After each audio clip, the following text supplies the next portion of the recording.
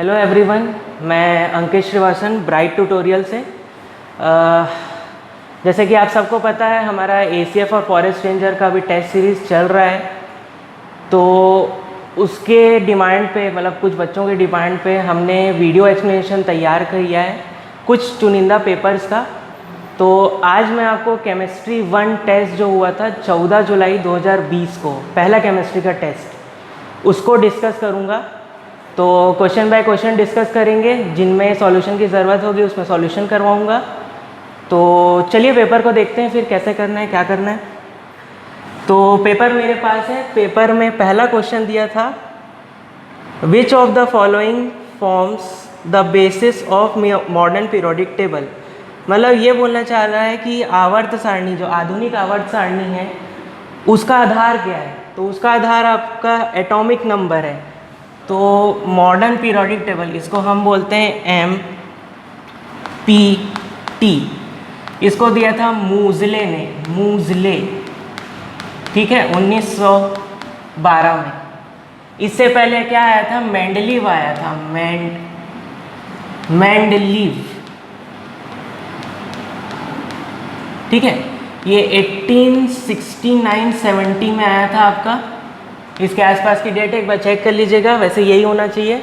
इन्होंने क्या दिया था, मास के अकॉर्डिंग दिया था।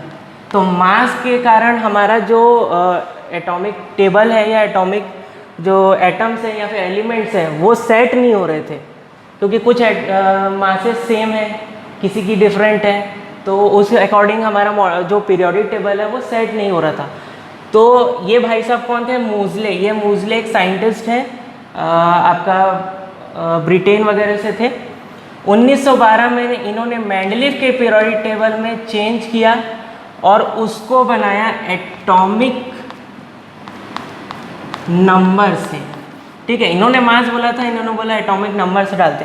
अब एटॉमिक नंबर से आज जो आप पीरियोडिक टेबल देखते हैं अपनी केमिस्ट्री बुक के पीछे या कभी भी कहीं भी देखेंगे, तो एटॉमिक नंबर से आपका मॉडर्न पीरियोडिक टेबल जाना जाता है। तो उसका आंसर क्या होगा, atomic number, option number B.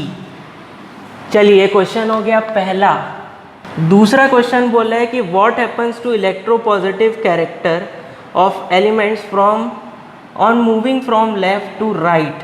मतलब बोल रहा है कि इलेक्ट्रो पॉजिटिव कैरेक्टर जब हम पीरियड में लेफ्ट से राइट, यानी कि पीरियड, अच्छा, पीरियोडिक टेबल हमेशा किस में होता है, ग्रुप में होता है। ग्रुप ऐसा होता है ऊपर से नीचे होता है, यानी कि वर्टिकल होता है, और पीरियड जो होते हैं वो हॉरिजॉन्टल होते हैं, ठीक है। इसमें ये होता है मॉडर्न पीरियोडिक टेबल में। तो हमको बोला है कि लेफ्ट से जब हम राइट पीरियड में जा रहे हैं तो इलेक्ट्रो पॉजिटिव, इलेक्ट्रो नेगेटिव नहीं, इलेक्ट्रो पॉजिटिव कैरेक्टर में क्या बदलाव होगा, ठीक है। अब सबको पता है कि इलेक्ट्रोनेगेटिव कैरेक्टर हम इस तरफ जब मूव करते रहते हैं तो क्या होता है, वो बढ़ता है, मतलब इंक्रीज होता है, ठीक है। मान लीजिए यहाँ पर हाइड्रोजन है और आपका यहाँ पर हीलियम है, तो ये जो है वो कम इलेक्ट्रोनेगेटिव होगा और ये ज़्यादा इलेक्ट्रोनेगेटिव होगा, मतलब HE is greater than H, ठीक है। वैसे आप सबको करेंगे। तो अब देखते हैं क्वेश्चन को, क्वेश्चन में क्या बोला है। चलिए, क्वेश्चन में बोल रहा है कि असर क्या होगा जब हम बाएं से दाएं जाएंगे ना, लेफ्ट से राइट जाएंगे, कहाँ पे, पीरियड में। तो पीरियड में जब इलेक्ट्रोपॉजिटिव कैरेक्टर्स को देखेंगे तो हमेशा वो क्या होंगे, डिक्रीज होंगे, डिक्रीज होंगे। डिक्रीज क्यों होंगे, क्योंकि इलेक्ट्रो नेगेटिविटी क्या होती है, वो बढ़ जाती है। कैसे बढ़ जाती है, जब हम यहाँ से, यानी कि पहले आपकी एक ही पीरियड में अगर लेफ्ट से आप राइट जाओगे तो इलेक्ट्रोनेगेटिविटी इंक्रीज होगी। इलेक्ट्रोनेगेटिविटी इंक्रीज हो रही, यानी कि इलेक्ट्रोपॉजिटिविटी जो है वो कम होती जाएगी, क्योंकि नेगेटिव का ऑपोजिट क्या होता है, पॉजिटिव होता है। जितना नेगेटिव उतना कम पॉजिटिव, ठीक है। अब इसके बारे में आपको बता दे रहा हूँ कुछ पॉइंट्स जो शायद आपको समझ में आए और काम भी आए। ठीक है। क्या होता है जब हम पीरियड में इस तरफ जाते हैं तो इलेक्ट्रोनेगेटिविटी बढ़ती है, इलेक्ट्रॉन एफिनिटी मतलब कि एफिनिटी मतलब होता है खींचना या प्यार करना, तो इलेक्ट्रॉन से प्यार करना यानी कि इलेक्ट्रॉन को खींचना या इलेक्ट्रॉन का खिंचाव, तो वो क्या हो जाए, बढ़ जाता है। तो बढ़ जाता है मतलब कि आपका इलेक्ट्रॉन एफिनिटी भी बढ़ जाएगी, ठीक है। और आयनाइजेशन, आई होता है आयनाइजेशन एंथैल्पी, यानी कि आयन बनाने की क्षमता, आयन बनाने की क्षमता जो है वो भी बढ़ जाएगी, ठीक है। चलिए, अब ये क्यों होता है भाई, क्योंकि Z यानी कि एटॉमिक नंबर बढ़ रहा है। न्यूक्लियर चार्ज मतलब कि न्यूक्लियस के पास में जो इलेक्ट्रॉन्स हैं उनका अट्रैक्शन बढ़ रहा है, ठीक है। और आपका जो डिस्टेंस है, डिस्टेंस किससे, न्यूक्लियस से बढ़ रहा है, ठीक है। बढ़ रहा है मतलब न्यूक्लियर चार्ज बढ़ रहा है, मतलब पॉजिटिव चार्ज आपके ज़्यादा यहाँ पर आ जाएंगे और नेगेटिव चार्ज जो है वो दूर हो जाएगा। तो ना तो अट्रैक्शन होगा डिस्टेंस बढ़ने के बाद में, रिपल्शन नहीं होगा। तो इससे क्या होगा, इलेक्ट्रॉन जो है, इलेक्ट्रॉन उसको निकालना आसान हो जाएगा, मतलब कि आयंस बनाने की क्षमता बढ़ जाएगी। तो हमने पढ़ा ना, आयनाइजेशन एंथैल्पी बढ़ रही है, आयन बनाने की क्षमता बढ़ गई मतलब कि वो क्या करेगा, इलेक्ट्रोनेगेटिविटी उसकी बढ़ गई, नेगेटिव साइन आएगा, भाई इलेक्ट्रॉन दे रहा है तो इलेक्ट्रॉन देने पे क्या होता है, नेगेटिव साइन होता है, लेने पे क्या होता है, पॉजिटिव साइन। मतलब हम क्या देखते हैं, जैसे कि आप ले लीजिए O हमेशा नेगेटिव बनाएगा, O डाई नेगेटिव बनाएगा, O पॉजिटिव बनाता है, वो इसकी कैरेक्टरिस्टिक्स है, इसको नहीं देखना भी, O नेगेटिव और O डाई नेगेटिव आपको ये देखना है, ठीक है। ऐसा ही ये बढ़ते चले जाएगा, ठीक है। अब इसको थोड़ा सा कुछ और देख लेते हैं, इसको मैं क्लियर कर देता हूँ अगर समझ में नहीं आ रहा होगा अभी।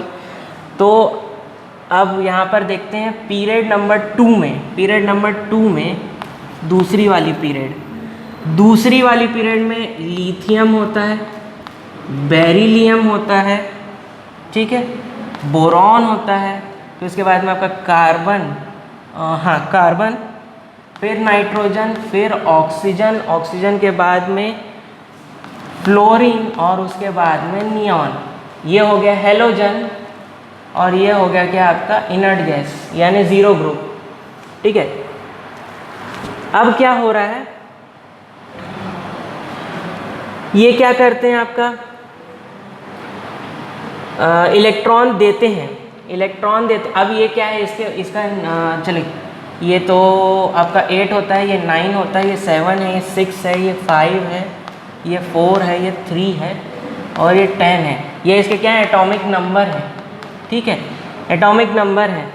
तो क्या करता है बेरिलियम क्या करता है, E2 पॉजिटिव तक बना सकता है। 2 पॉजिटिव दे दिया मतलब कि अगर इसका इलेक्ट्रॉनिक कॉन्फ़िगरेशन लिखोगे तो 1s2 और 2p2 आता है, 1s2 और 2p2 लिखते हो आप, 1s2 और 2s2 ही लिखेंगे, 2s2 लिखेंगे, 1s2 और 2s2। अब 2s2 जो है वो स्टेबल नहीं होता जब तक आपका 2p ना आ जाए, इसलिए स्टेबल नहीं होगा तो भाई वो बोलता है कि मैं 2 इलेक्ट्रॉन दे के मैं स्टेबल क्यों ना हो जाऊँ, तो मैंने 2 इलेक्ट्रॉन दे दिए तो उसके पास में क्या बचा, 1s2, तो वो बनाया बेरिलियम का 2 पॉजिटिव, ठीक है। वैसे अब बोरॉन भाई साहब आते हैं, बोरॉन भाई साहब क्या बोलते हैं, मेरे पास 1s2 है, 2s2 है और 2p1 है, मतलब वैलेंस इलेक्ट्रॉन कितने हैं, 3 हैं, वैलेंस इलेक्ट्रॉन 3 हैं, तो या तो वो 5 इलेक्ट्रॉन शेयर करेगा या सीधा से 3 इलेक्ट्रॉन दे देगा। तो दे दिया तो भाई क्या बनाएगा, B3+, ठीक है। इलेक्ट्रोपॉजिटिविटी क्या हो रही है आपकी, डिक्रीज होते जा रही है, ठीक है। ये आइटम की खींचने की क्षमता जो है वो कम हो जाती है। अब मैंने यहाँ पे नियॉन लिखा था ना, ये नियॉन लिखा था। नियॉन जो हो इनर्ट गैस है, इसको किसी चीज़ की ज़रूरत नहीं है। ये 2 और 8 होता है, ठीक है। अपने आप में सारे ऑर्बिटल इसके फिल हैं, मतलब ये अपने आप में स्टेबल है। तो जब इसको ज़रूरत ही नहीं है ना तो ये इलेक्ट्रॉन देगा ना तो इलेक्ट्रॉन लेगा, अगर अपने एलिमेंटल स्टेट में या समान स्तर पर वो है, ठीक है। चलो ग्रुप को डिस्कस कर लेते हैं। ग्रुप में क्या होता है, जब हम ग्रुप में ऊपर से नीचे आते हैं, यानी कि अप से डाउन आ रहे हैं, अप से डाउन में आ रहे हैं, तो क्या होता है, इलेक्ट्रॉन एफिनिटी भी घट जाती है, आयनाइजेशन एंथैल्पी भी घट जाती है, और आपका इलेक्ट्रॉन नेगेटिविटी बढ़ जाती है। सॉरी, घट जाएगी, बढ़ेगी क्यों, घट जाएगी, हाँ घट जाएगी।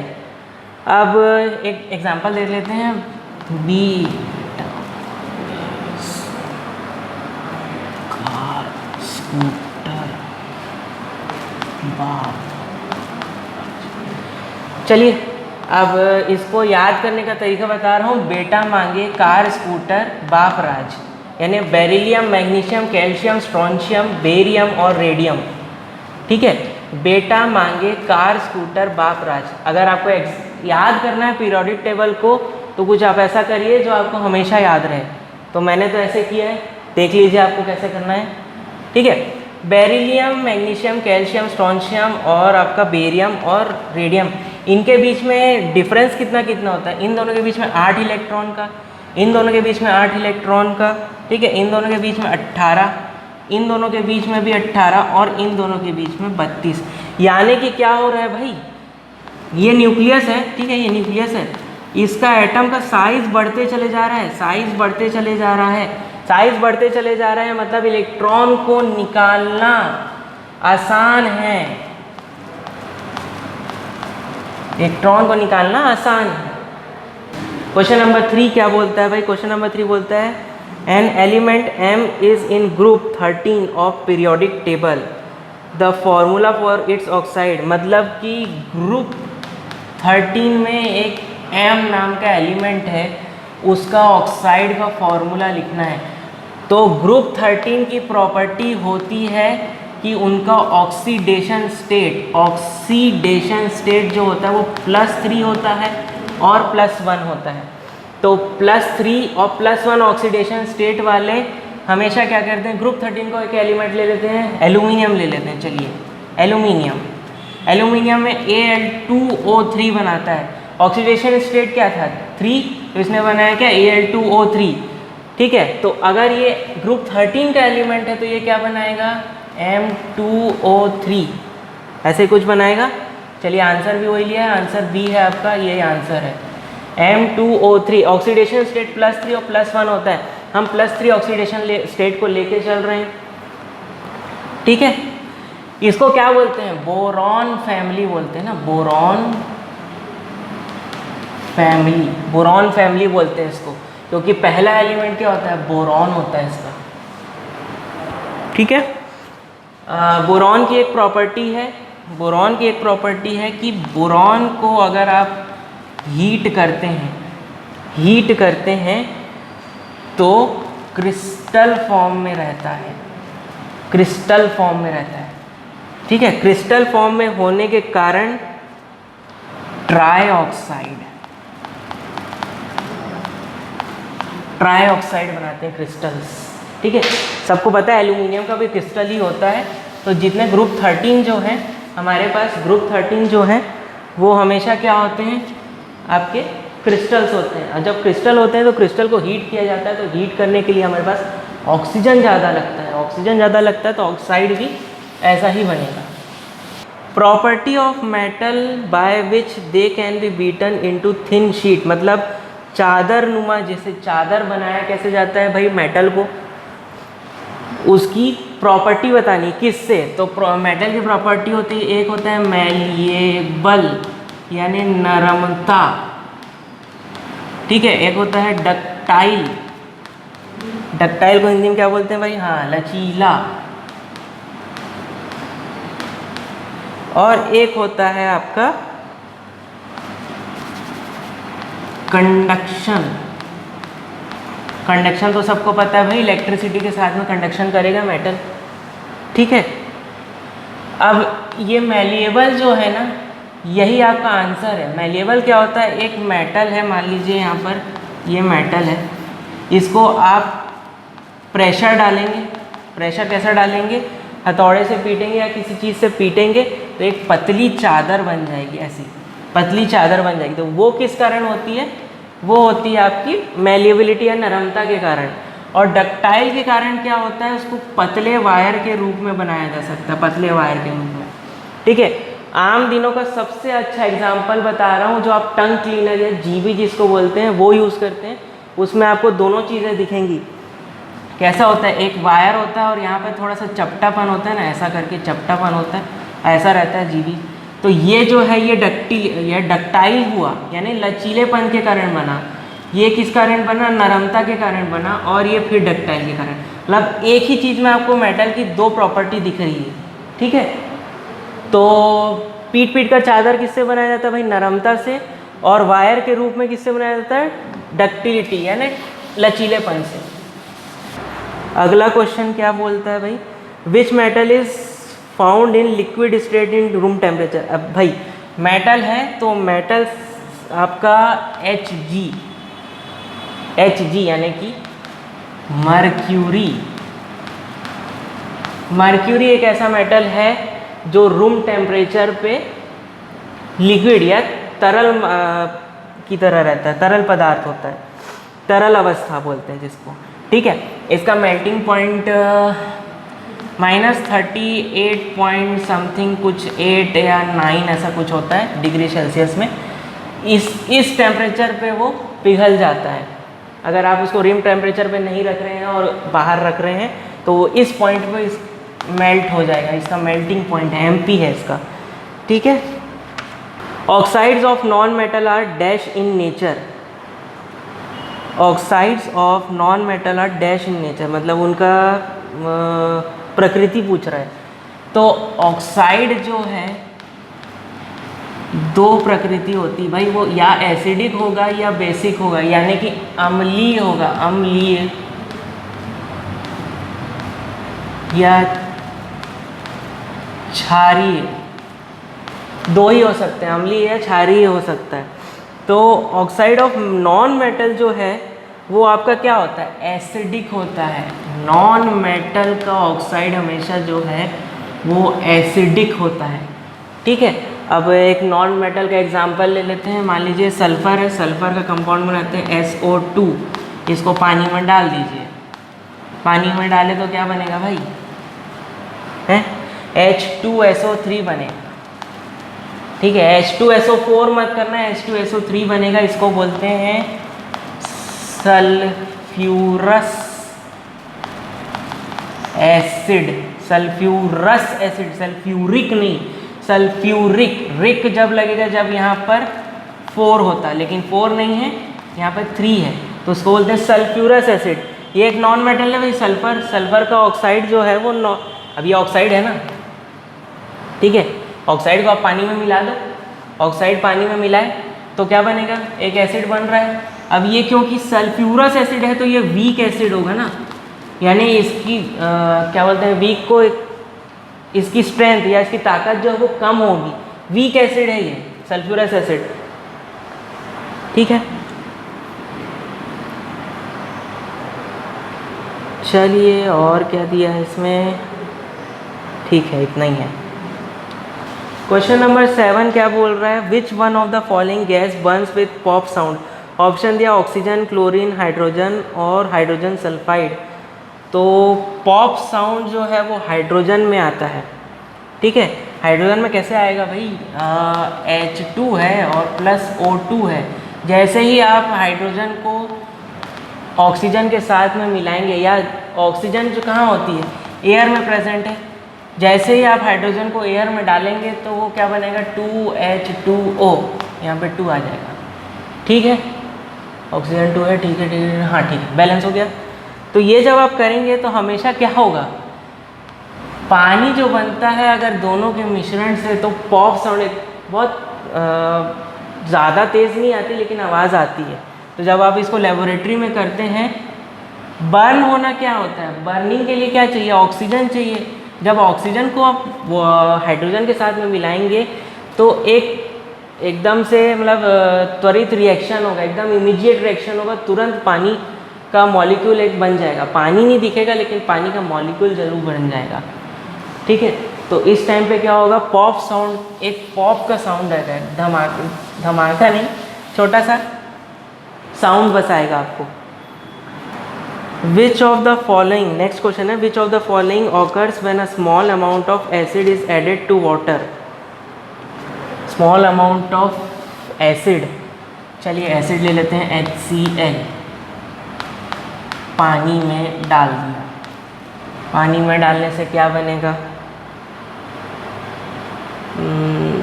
पहले तो पानी में नहीं डालेंगे, नहीं, डाइल्यूट करने बोल रहा है ना, H2O में डालेंगे। तो H2O में Cl मैंने डाल दिया तो क्या बनेगा, H प्लस और प्लस Cl निगेटिव। अब ये जो H2O है तो H प्लस जो है वो प्लस H2O के साथ कंबाइन होके H3O पॉजिटिव बना लेगा, ठीक है।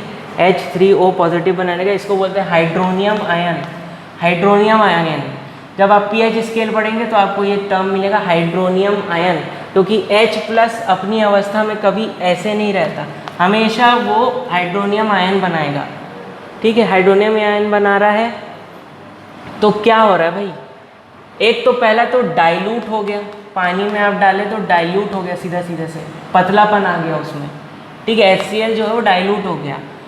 दूसरा क्या हुआ, आयोनाइज हो गया, आयोनाइज हो गया, यानी कि प्लस और माइनस, यानी कि एनायन और कैटायन, इन दो चीज़ों में टूट गया। एनायन और कैटायन में टूटने को बोलते हैं आयोनाइजेशन, यानी कि आप अगर एसिड प्लस वाटर का रिएक्शन करवाओगे तो आपको आयोनाइजेशन मिलेगा और एक डाइल्यूशन, दो चीज़ मिलेगी। तो भाई ऑप्शन में है क्या, हाँ 1 और 3, यानी कि ऑप्शन आपका हो जाएगा बी। आगे क्वेश्चन बोला है, which of the following salt will give acidic solution, acidic solution when dissolve in water.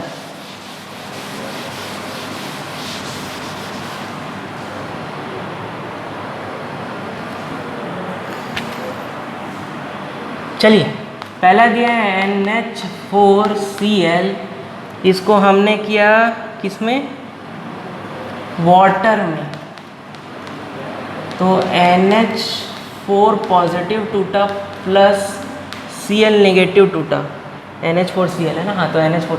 अब ये NH4 पॉजिटिव जो है वो प्लस वाटर के साथ में, इसमें बचा हुआ ना पानी, तो ये क्या मिल के क्या बनाएगा भाई, NH4 के, तो H3O प्लस, एक तो मिलेगा H प्लस इधर चला जाएगा तो H3O प्लस और प्लस अमोनिया मिलेगा भाई, अमोनिया मिलेगा, ठीक है। एसिडिक सॉल्यूशन, हाँ तो ये आपका एक एसिड है ना, NH3 एक एसिड है, ये सॉल्ट है, उससे हमको एसिड मिला। अब दूसरा एक क्वेश्चन क्या दिया इसमें, NaCl, चलो NaCl को देख लेते हैं, इसको ब्रेक करते हैं पानी में, तो Na positive plus Cl negative बना, चलो Na पॉजिटिव प्लस H2O, ये क्या दे देगा,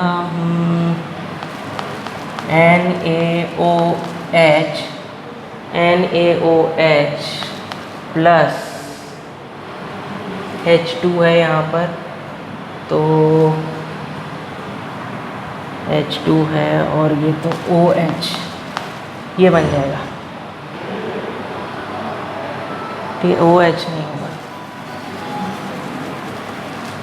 H प्लस बाहर निकलेगा, H प्लस बाहर निकलेगा, तो भाई H प्लस एसिड थोड़ी ना आपका, H प्लस एसिड नहीं है, ठीक है। यहाँ तो बन गया क्या, बेस बन गया, NaCl को तोड़े तो यहाँ तो बेस बन गया, तो एसिड कहाँ मिला हमको, ये NH3 मिला एसिड, तो NH4Cl आपका आंसर होगा जो पानी में डालने पर एसिडिक सॉल्यूशन देगा। चलिए, which of the following is not a sulphide ore, ये आपका ओर और मिनरल से क्वेश्चन है। बोल रहे हैं कि which one of the following is a not sulphide ore. Option दिया है मैग्नेटाइट। मैग्नेटाइट का फॉर्मूला होता है Fe3O4, ठीक है। दूसरा ऑप्शन है iron pyrite, iron pyrite FeS2। तीसरा ऑप्शन है कॉपर ग्लैंस, गलेना बोलते हैं इसको, तो Cu2S, कॉपर ग्लैंस होता है। और क्या बोला है, स्फेलेराइट। स्फेलेराइट होता है जिंक और आयरन के साथ में सल्फर का कंपाउंड। तो भाई किसमें क्या बोल रहा है, नॉट सल्फाइड हो, तो इसमें सल्फर है, इसमें सल्फर है, इसमें भी सल्फर है, इसी में सल्फर नहीं है, इसका मतलब क्या हुआ, आंसर ये हो जाएगा आपका Fe3O4 यानी magnetite. The impurities associated with mineral used in metallurgy are called, ठीक है, उसको बोलते हैं भाई स्लैग, ठीक है। ये इम्प्योरिटी है, इम्प्योरिटी। एक स्लैग का बता रहा हूँ CaSiO3, ये आपको आयरन के एक्सट्रैक्शन में या आयरन की मेटलर्जी या धातु कर्म में मिलेगा। स्लैग को हिंदी में बोलते हैं धातु मल, ठीक है। एक स्लैग का ऑप्शन ये हो, मतलब कि एग्जाम्पल हो गया आपका। अगला क्वेश्चन बोलता है मेट या मैट कंटेन्स मेनली, मैट आपका निकलता है कॉपर के एक्सट्रैक्शन में, कॉपर के एक्सट्रैक्शन या इसको बोलते हैं मेटलर्जी में, ठीक है। कॉपर के एक्सट्रैक्शन या कॉपर के मेटलर्जी में निकलता है मेट। जब आखिरी आप जब सारे प्रोसेस कर लेंगे, बेसेमर कन्वर्टर नाम का एक मशीन होता है, उसमें डालते हैं कॉपर को, उसमें हम मैट डालते हैं, मैट, ठीक है। मैट में डालने से पहले कॉपर जो है वो Cu2O प्लस FeS इस फॉर्म में रहता है, जो सॉल्यूशन हमको मिलता है कहाँ पर, स्मेल्टिंग या रोस्टिंग के बाद में, उसमें हम रिएक्शन करवाते हैं। रिएक्शन करवाएंगे तो क्या बनेगा, Cu2S प्लस FeO, ठीक है। ये होता है आपका मेट। मेनली बोलेगा तो मेनली यही होता है, क्योंकि ये आपका प्लस SiO2 इसके साथ कंबाइन होके FeSiO3 बना लेगा, जिसको बोलते हैं स्लैग, यानी कि धातु मल बना लेगा। तो इसका तो काम ही नहीं है, इसका तो काम नहीं है, तो Cu2S। अगर आपको क्वेश्चन पूछता है कि मेट में क्या क्या होता है, मेट में क्या क्या होता है, तो आप बोलते Cu2S और FeO, ये कलेक्टिव फॉर्म है, ठीक है। मेनली पूछा है तो Cu2S बोलेंगे, ठीक है। Titanium contains mineral found in our country. Option दिया बॉक्साइट। बॉक्साइट का फॉर्मूला होता है Al2H2O4। तो इसमें टाइटेनियम तो है नहीं, टाइटेनियम का सिंबल होता है Ti, ठीक है। ये ढूंढना है हमको, इसको ढूंढना है। बॉक्साइट पहला एग्जांपल हो गया, तो ये तो कट गया। दूसरा है डोलोमाइट। डोलोमाइट होता है CaCO3.MgCO3, CaCO3.MgCO3। इसमें भी टाइटेनियम नहीं है भाई, कट गया। बोलता है चाल्कोपायराइट। पायराइट है मतलब कि FeS जुड़ेगा, पायराइट है तो। और चाल्को बोला यानी कि कॉपर, CuFeS2, इसमें भी नहीं है भाई टाइटेनियम। तो लास्ट ऑप्शन बचा है इल्मानाइट। इल्मानाइट बोल रहे हैं। इल्मानाइट का फॉर्मूला होता है आपका FeTiO3, यही होता है FeTiO3। ये तो मिल गया आपका टाइटेनियम, यानी ऑप्शन कौन सा है, इल्मानाइट, इल्मानाइट। चलिए next question. An element react with oxygen to give a compound with high melting point. The compound is soluble in water. ठीक है,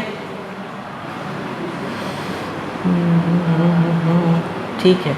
बोल रहा है कि एक तत्व उच्च गलनांक के एक यौगिक देने के लिए ऑक्सीजन के साथ प्रक्रिया करता है, ठीक है। यौगिक पानी में घुलनशील है, तत्व होने की संभावना है, मतलब उसमें कौन सा तत्व होगा?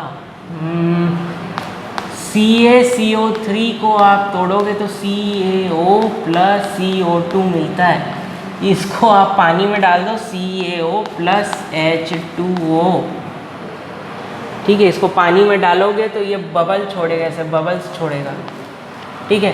तो ये होगा, यानी कि कैल्शियम इसका आंसर होगा। Bronze medals are made up of, bronze किससे बनता है भाई? कॉपर, जिंक और टिन, टिन है, हाँ टिन से बनेगा, कॉपर, जिंक और tin. Which of the following is correct arrangement of given metal in ascending order?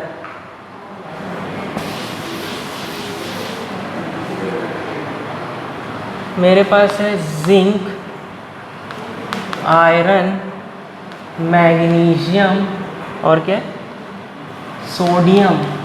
इसमें मेरे को बताना है कि कौन सा इसका इंक्रीजिंग क्या है, रिएक्टिविटी का ऑर्डर बताना है भाई। रिएक्टिविटी का ऑर्डर बताना है तो रिएक्टिविटी ऑर्डर जो होता है, सबसे रिएक्टिव मेटल है सोडियम, हवा में छोड़ दो आप फट जाएगा, ठीक है।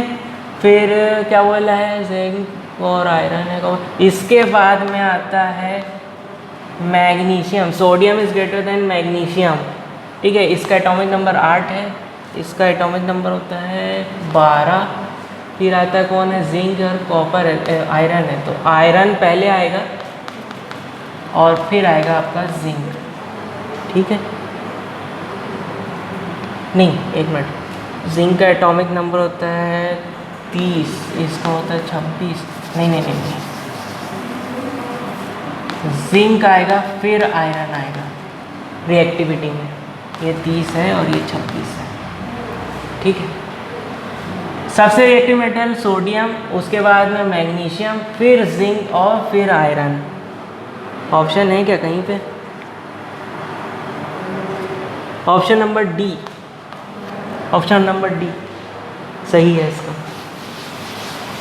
ठीक है। रिएक्टिविटी सीरीज होती है, रिएक्टिविटी सीरीज ऐसे चलती है, सबसे रिएक्टिव मेटल K होता है, फिर Na, फिर Mg, ऐसे चल चल के आता है H, इसको बोलते हैं ब्लॉक एलिमेंट। ब्लॉक एलिमेंट इसके बाद में सारे जो है, कॉपर हो गया आपका, कॉपर है, आयरन है, ये जो हैं ये लीस्ट रिएक्टिव मेटल है, इसको बोलते हैं लीस्ट रिएक्टिव, इसको बोलते हैं highly reactive metal, highly reactive metal. बोला लाइटेस्ट लिक्विड मेटल इज, हाँ तो हमने पढ़ा था लिक्विड मेटल जो है वो रूम टेम्परेचर पे होता है मर्क्यूरी, लेकिन बिना रूम टेम्परेचर में लिक्विड क्या होता है, तो लिक्विड जो होता है वो सीजियम होता है। सीजियम या केशियम आप पढ़ लीजिए, इसको बोलते हैं केशियम, ठीक है, केशियम। ये आपका पार्ट है ग्रुप नंबर 2 या 3 में, ग्रुप नंबर 2 या 3 में आपको मिल जाएगा ये, ठीक है। बोला है question, in extraction of copper the flux is used, तो हमने अभी कॉपर का देखा था भाई,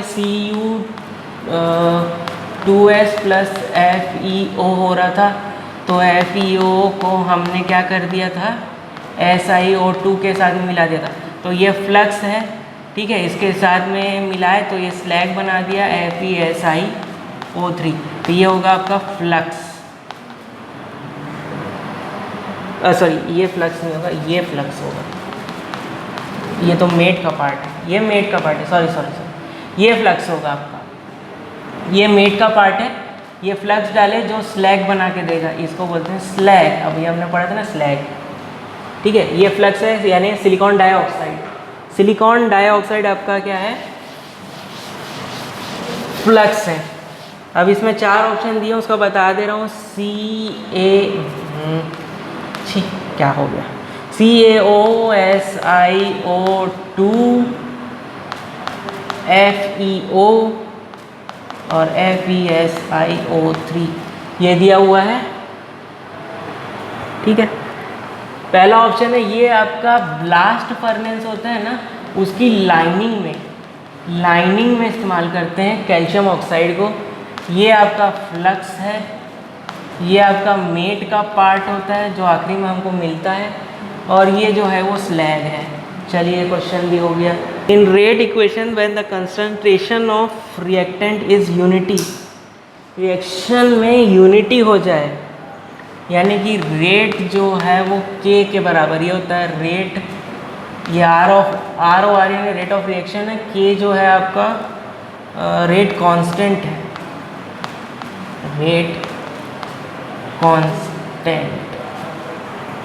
रेट कांस्टेंट, यानी कि वो बोल रहा है कि रिएक्टेंट, यानी कि रिएक्टेंट है और ये बी प्रोडक्ट है, रिएक्टेंट है ये प्रोडक्ट है।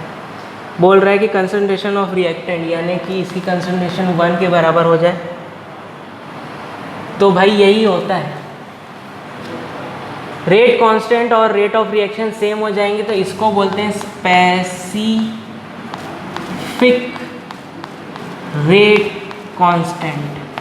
स्पेसिफिक रेट कांस्टेंट होता है, एक होता है इंस्टेंटेनियस और एक होता है एवरेज रेट कांस्टेंट। इंस्टेंटेनियस मतलब त्वरित, तुरंत जो दिया जाए तो इसको minus D A by D T से शो करते हैं।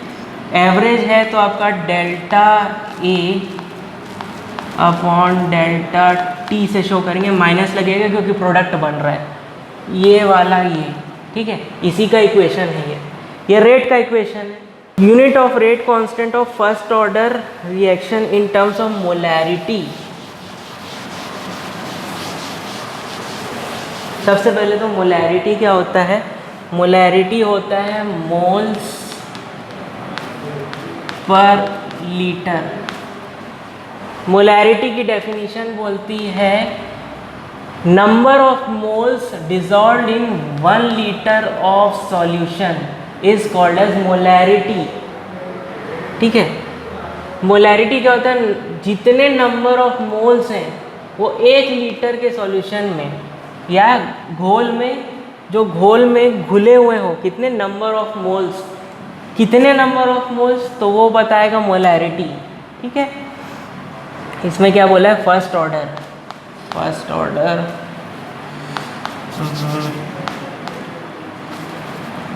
ऑर्डर और ज़ीरो ऑर्डर, इसका क्या बनाना है? यूनिट बताना है, यूनिट बताना भाई, यूनिट बोल रहा है तो फर्स्ट ऑर्डर रिएक्शन जो है, ठीक है, यूनिट बताना है तो इसको एक बार समझा दे रहा हूँ फटाक से। ठीक है, फर्स्ट ऑर्डर रिएक्शन क्या होता है? रेट जो है इज इक्वल्स टू के ए, ये लिखेंगे, रेट कांस्टेंट है, ये आर ओ आर, इसको R of R rate of reaction, ये रेट कांस्टेंट है, ये कंसंट्रेशन ऑफ रिएक्टेंट है। जब फर्स्ट ऑर्डर है तो भाई 1 लिखेंगे, तो 1 लिखने का कोई मतलब नहीं, तो इसको सिंपल रखते हैं। इसकी यूनिट होती है मोल पर लीटर अपॉन सेकेंड। ठीक है, यहाँ पर क्या हो जाएगी? मोल्स पर लीटर हो जाएगी, मोल्स पर लीटर। अब मोल्स पर लीटर है मतलब ये और ये तो पूरा कट गया, बचा यहाँ पर 1 is equals to 1 upon second, तो इसकी यूनिट हो जाएगी सेकेंड इनवर्स। ये किसकी? फर्स्ट ऑर्डर की। फर्स्ट ऑर्डर की आई आपकी सेकेंड इनवर्स, फर्स्ट ऑर्डर की आई आपकी सेकेंड इनवर्स। और zero order reaction, zero order reaction का होता है आपका, सेम चीज़ लिखेंगे, आर ओ आर यानी रेट ऑफ रिएक्शन के।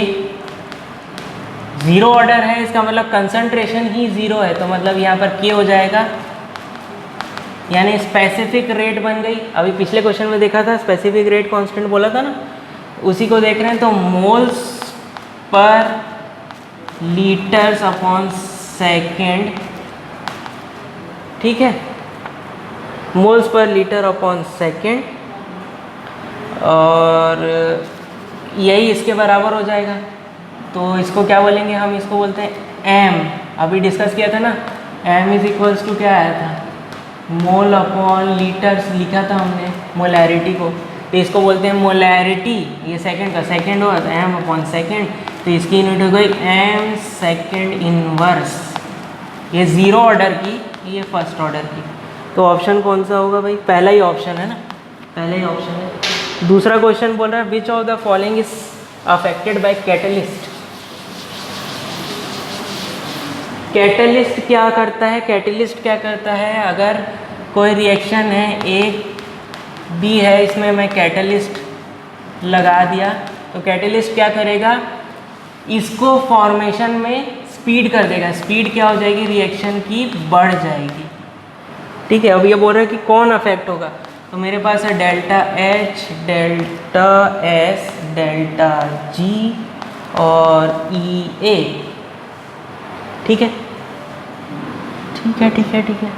ये होता है एंथैल्पी, थर्मोडायनेमिक्स का पार्ट है ये। ठीक है, अब मैंने ये क्वेश्चन क्यों दिया था? क्वेश्चन इसलिए दिया था क्योंकि आपका 2017 के पेपर में या 2016 दोनों में किसी एक पेपर में आपका क्वेश्चन आया था एक, उसमें पूछा कि प्रोसेस स्पॉन्टेनियस कब होगा।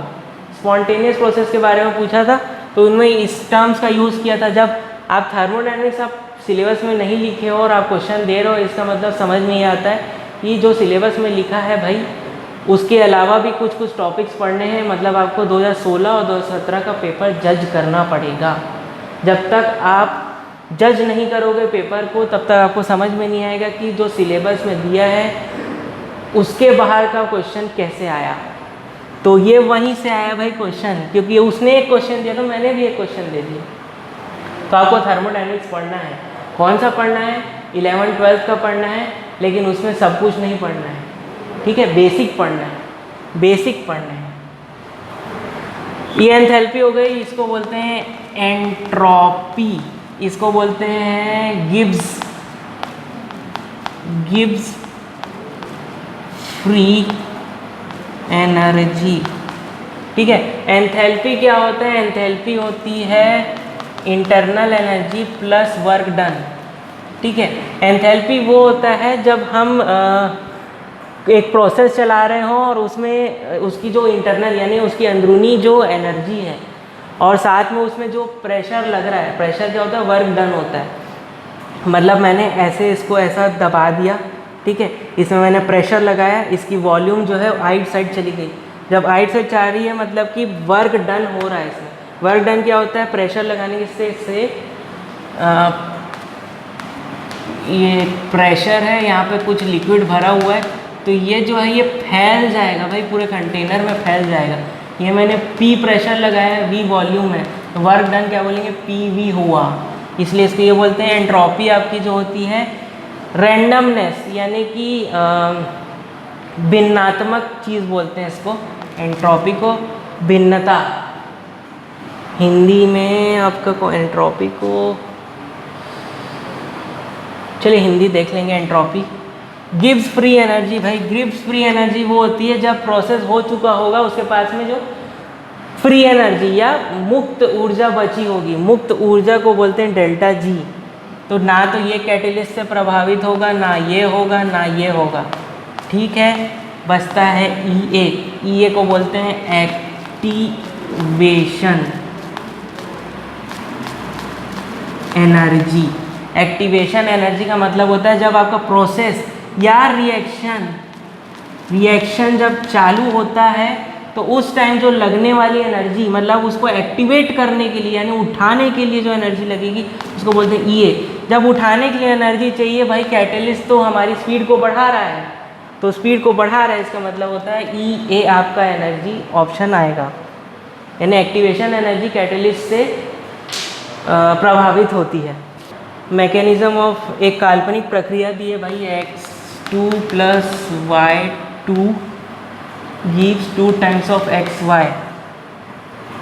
उसमें दिया हुआ है x2 gives x + x, दूसरा दिया है x2 + y2 gives xy + y, इसके सामने लिखा हुआ है स्लो प्रोसेस।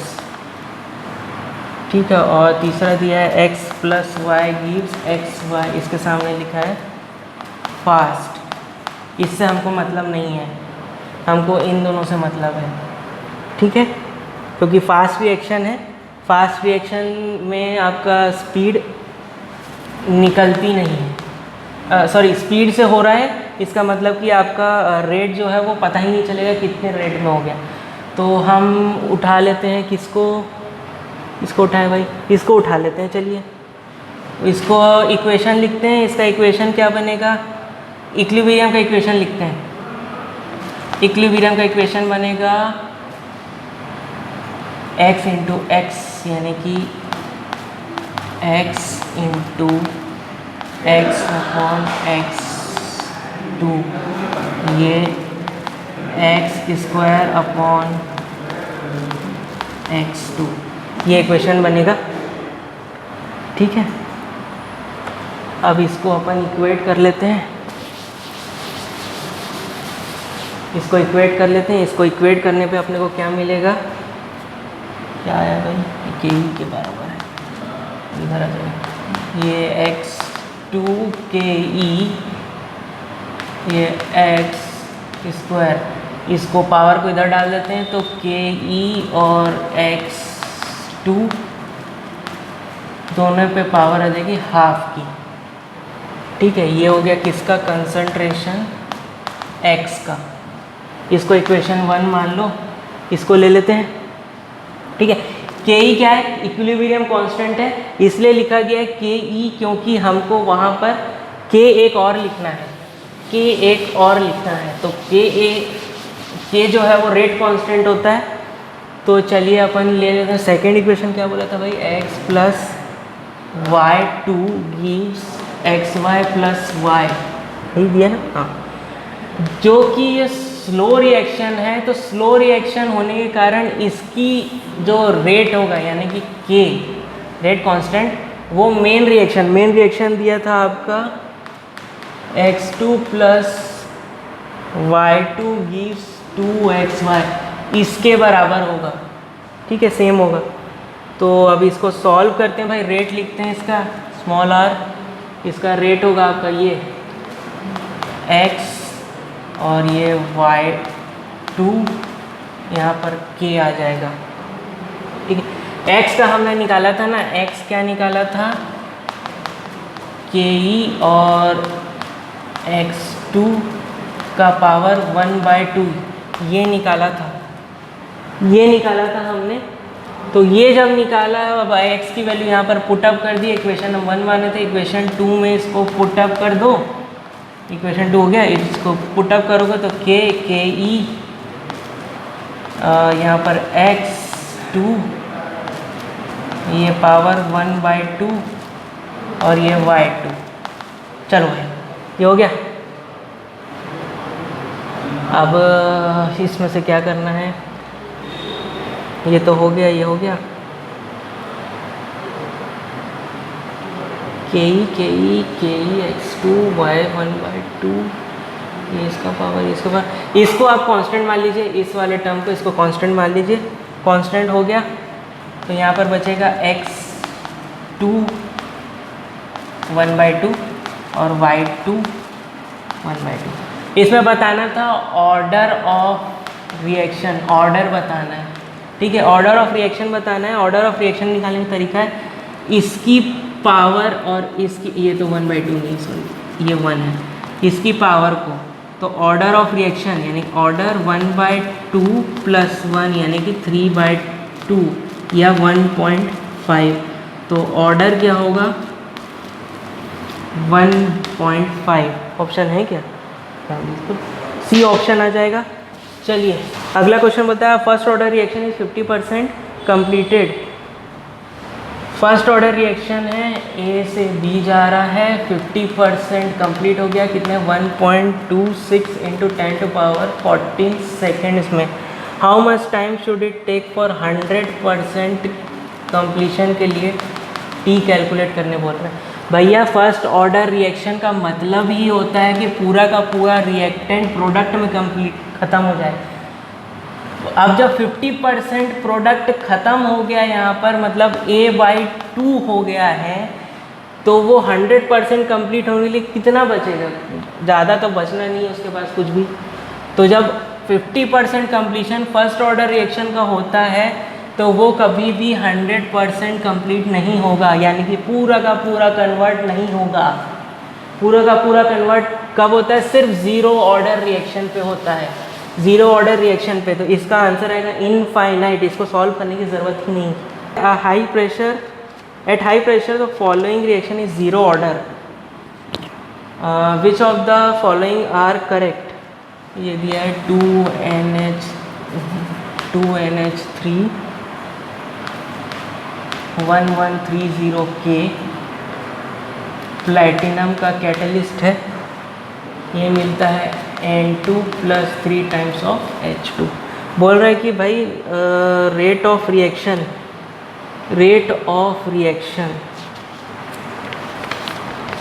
ठीक है, रेट ऑफ रिएक्शन बराबर है। दूसरा ऑप्शन बोल रहा है rate of reaction depends on concentration of ammonia, rate of deposition of ammonia will remain constant until ammonia disappears, ठीक है। और चौथा बोलता है further increase in pressure will change the rate of reaction, ठीक है। पूछ रहा है कि कौन सा ऑप्शन करेक्ट है।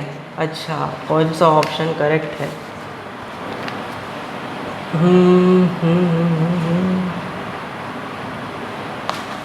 रेट के NH3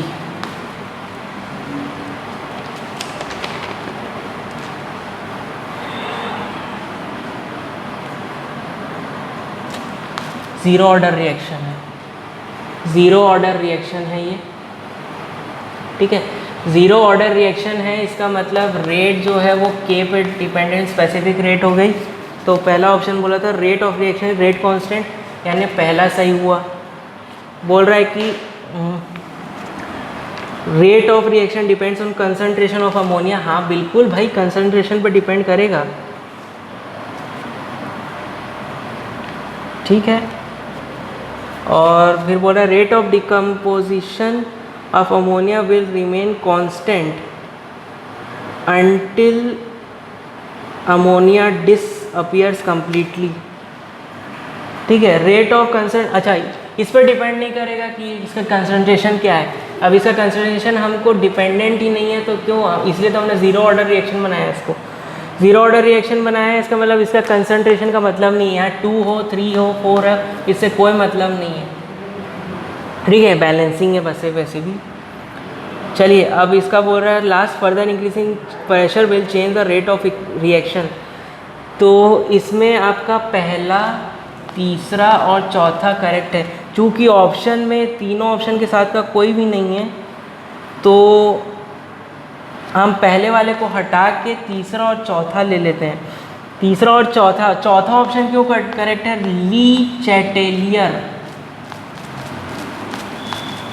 ली चैटेलियर्स प्रिंसिपल करके एक इक्विलिब्रियम में प्रिंसिपल है, वो बोलता है कि किसी भी वजह से या वो टेम्परेचर हो या कैटलिस्ट हो, किसी भी वजह से अगर साम्य अवस्था यानी कि इक्विलिब्रियम बदलता है, यानी कि या तो इस तरफ झुकेगा या तो उस तरफ झुकेगा, तो वो इस तरीके से झुकेगा कि उसका इक्विलिब्रियम जो है, इक्विलिब्रियम मतलब कि पूरे टोटल रिएक्शन का इक्विलिब्रियम बदले मत, चेंज मत हो। तो भाई प्रेशर को हम ऐसे बढ़ाएंगे कि इक्विलिब्रियम जो है वो या तो इस तरफ शिफ्ट हो जाए या तो उस तरफ शिफ्ट हो जाए। तो ली चैटेलियर प्रिंसिपल के हिसाब से इसका प्रेशर इधर पर इस तरफ इक्विलिब्रियम शिफ्ट हो जाएगा, यानी कि N2 और CH2 के उस पर डिपेंड करेगा। अब इस पर डिपेंड कर रहा है तो मतलब इसका तो काम ही खत्म हो गया कॉन्सेंट्रेशन का, ठीक है। इसलिए सेकेंड ऑप्शन जो है वो नहीं आएगा। अगला question, on increasing concentration of reactant in reversible reaction the equilibrium constant will, भाई कंसंट्रेशन जो है इज नॉट रिलेटेड टू, आपका क्या बोल रहा है, इक्विलिब्रियम, उससे इक्विलिब्रियम का कोई लेना देना नहीं है, ठीक है। कंसंट्रेशन का इक्विलिब्रियम से कोई लेना देना नहीं है, ठीक है। इक्विलिब्रियम जो है वो आपका forward reaction is equals to backward reaction, यानी जो सामने का इक्वेशन है वो और आगे का इक्वेशन है वो बराबर होना चाहिए, उस पर इक्विलिब्रियम में होता है। तो इसका मतलब क्या ऑप्शन आ जाएगा, अनचेंज्ड।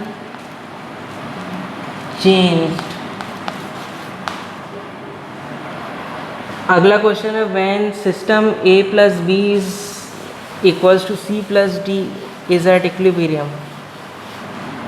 ठीक है, A plus B is C plus D, ये रिएक्टेंट है और ये प्रोडक्ट है। तो इक्विलिब्रियम की एक प्रॉपर्टी होती है कि वो रिएक्शन ना तो पूरी तरीके से ख़त्म होता है और ना ही पूरी तरीके से आपका क्या बोलते हैं इसको, ख़त्म भी नहीं होता और चेंज भी नहीं होता। तो ना तो ये रिएक्ट करना बंद करेंगे, ना तो प्रोडक्ट बनना बंद होगा। इक्विलिब्रियम में हमेशा रिएक्टेंट प्रोडक्ट में बनता रहेगा, निरंतर बनता रहेगा। यानी कि रिएक्टेंट से प्रोडक्ट, प्रोडक्ट से रिएक्टेंट, रिएक्टेंट से प्रोडक्ट, प्रोडक्ट से रिएक्टेंट, मतलब ये साइकिल आपकी हमेशा चलती रहेगी। तो चौथा ऑप्शन लिखा है ना, neither forward nor reverse reaction या बैकवर्ड रिएक्शन है स्टॉप, कभी स्टॉप नहीं होगा इक्विलिब्रियम में। इसकी खासियत है, प्रॉपर्टीज़ में आप पढ़ेंगे डायनेमिक नेचर ऑफ इक्विलिब्रियम में। A reaction take place in 2 step with equilibrium 10 to power -2। पहला स्टेप में ये हुआ K1 है और ये K2 बोलता है 10 टू पावर 2। ठीक है, 2 स्टेप में रिएक्शन होता है तो K1 इंटू K2। स्टेप में रिएक्शन जो होता है वो उसका फॉर्मूला होता है KX into KY into KZ up to जब तक ये चलता चला जाए। ये वाला जो है ये इस किसके लिए वैलिड है, जब स्टेप में एक रिएक्शन हो रहा हो। तो यहाँ पर दिया है कितना, 10 to power -2 into 10 to power 2, K आ जाएगा आपका 1। ठीक है, ओवरऑल इक्विलिब्रियम कांस्टेंट। अगला question, what would happen to a reversible reaction at equilibrium when temperature is raised.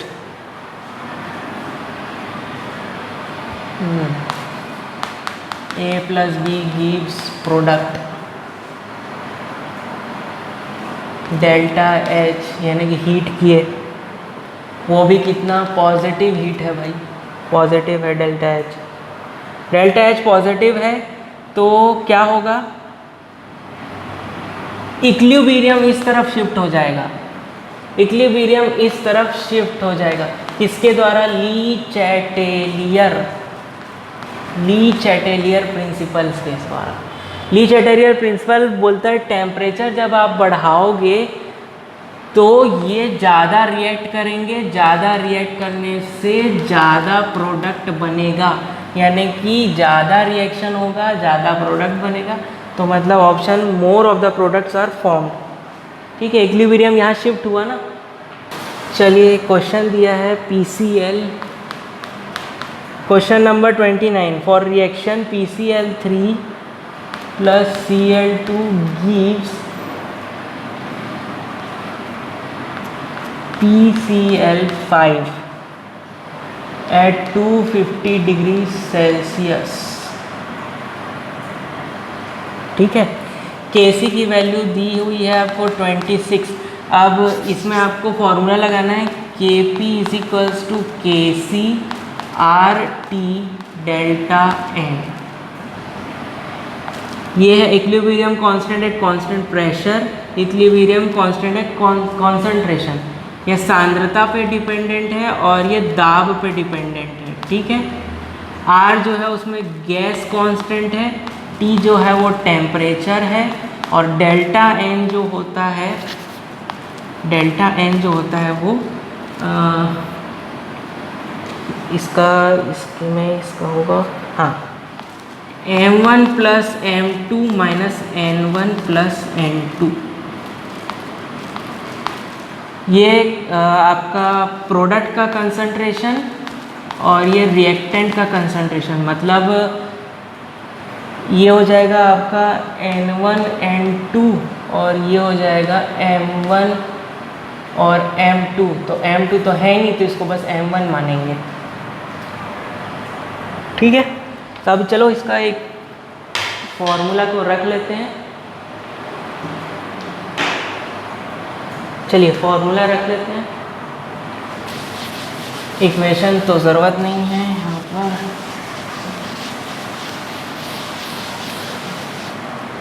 चलिए सबसे पहले तो टेम्परेचर अपने पास 250 डिग्री सेल्सियस दिया है, इसको केल्विन में कन्वर्ट करना है तो 273 K + 250 इसको ऐड करेंगे तो 523 K आएगा। तो अब Kp लिखें, Kc 26 दिया हुआ है, R की वैल्यू होती 0.0821। गैस कांस्टेंट की वैल्यू है, ये याद कर लीजिए, एक ही चीज़ याद करनी है आपको, 0.0821 गैस कांस्टेंट की वैल्यू, बस और कुछ याद नहीं करना है। इसको हमने रखा 0.0821 इंटू 523 का पावर डेल्टा n। चलिए डेल्टा n सॉल्व कर लेते हैं। डेल्टा n है आपका इक्वेशन में, इक्वेशन मैंने मिटा दिया, PCl3 + Cl2 gives PCl5। यहाँ 1, यहाँ 1, यहाँ 1, एक एक मोल जो है एक एक कंसंट्रेशन है। तो डेल्टा n यानी कि 1 - 1 + 1 यानी कि -1 आएगा। ठीक है, तो पावर डेल्टा n को -1 कर दीजिए, पावर -1 हो गया। चलिए अब पूछा क्या था भाई, अच्छा Kp निकालना है ना, Kp निकालना है तो 26 इन दोनों को मल्टीप्लाई करेंगे, इन दोनों को मल्टीप्लाई करेंगे तो मैंने कुछ कैलकुलेशन किया था, वो आया था आपका